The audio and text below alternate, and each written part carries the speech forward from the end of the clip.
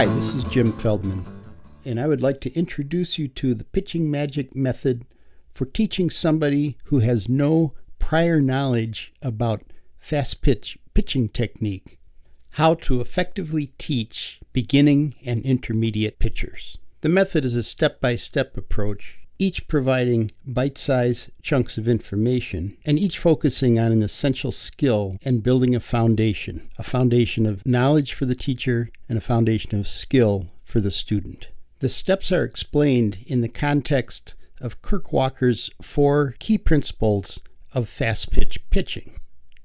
These are explained in more detail elsewhere on the website, PitchingMagic.com, but very briefly, the 4 key principles are alignment, which basically means keeping everything going towards your target; posture, which he has found that all pitchers lean forward, then lean backward, then stand up straight at release; spacing, which is just a matter of being able to get the ball past your hip as it's going towards home plate; and sequencing, which is a series of steps that happen one after another in a specific order and specific timing in order to get the maximum velocity and accuracy on the ball.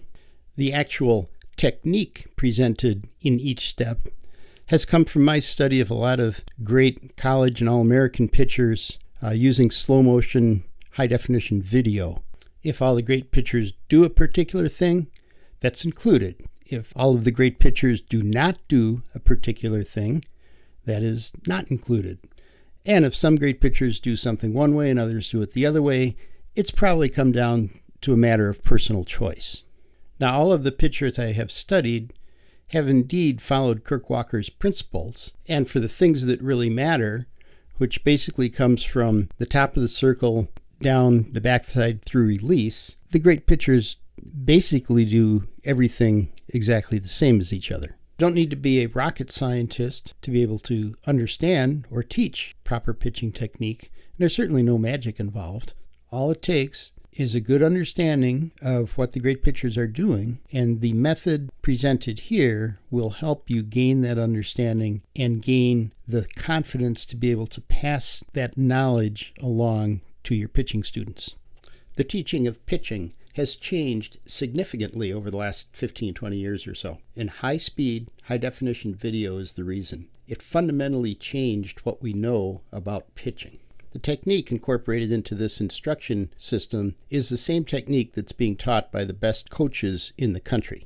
It is not simply teaching what had been taught before and passing that along as fact without questioning whether or not that's what's happening.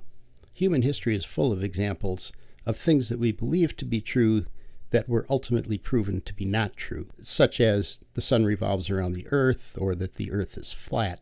What good teachers do is teach the best information that they know at that current time, but they always keep an open mind looking for something that is better. The video clips that are part of the manual elsewhere on this website, it's a step-by-step process for both learning and teaching the technique that is needed to make a pitcher reach her potential.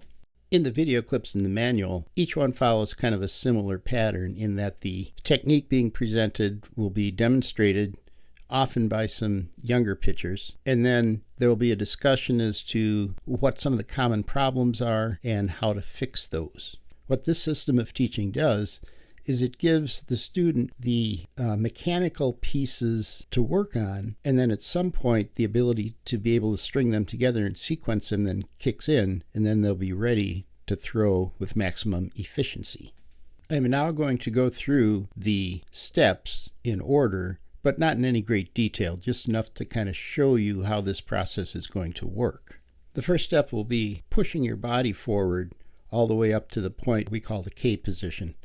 And what we're looking at here is trying to get enough power in the leg to generate the ability to throw a faster pitch later on. A couple of common problems that you will run into is that a pitcher will turn her foot on the pitching plate before she pushes off, or that as she pushes off, her knee does not fully extended. Either one of those things will rob power from the pushing phase of the pitch. The next steps deal with how to hold and how to release the ball, paying a lot of attention to the finger push at the end, right as you're releasing the ball to get some extra spin on it. The next step deals with the forearm swing, which occurs just before and just after the release of the pitch. And the forearm swing, as indeed all the other steps, is explained in the terms of Kirkwalker's 4 principles. After the forearm swing is in place, then we start moving backwards around the circle from what is called the K position back to the full circle position and ultimately to throwing a pitch. This manual on how to teach pitching is a revision of an earlier manual. There's been no change in the technique per se. A couple of things are emphasized differently, and there's a little bit different order of presentation. The original version of the PitchingMagic teaching manual used all 10U players as demonstrators, and it's interesting to go back and take a look at how some of those pitchers have developed over time. As a 12th grader, Natalie was named First Team All-Metro by the Minneapolis Star-Tribune. She pitched her team at Class 4A, which is the largest school division in Minnesota, to the section finals where she lost a 15-inning game. As an 11th grader, Maddie started most of her team's games in high school. Again, that team got to the section finals in Class 4A. Olivia, as a 10th grader, became her high school's #1 pitcher. Genevieve, as a 9th grader, pitched her team into the state tournament, beating Natalie in that 15-inning game. As an 8th grader, she pitched 63 and was given an offer by Syracuse University, which she accepted, or which she gave her verbal commitment as a 9th grader. Molly, as a 7th grader, reached 58 miles an hour and became her high school team's #1 varsity pitcher.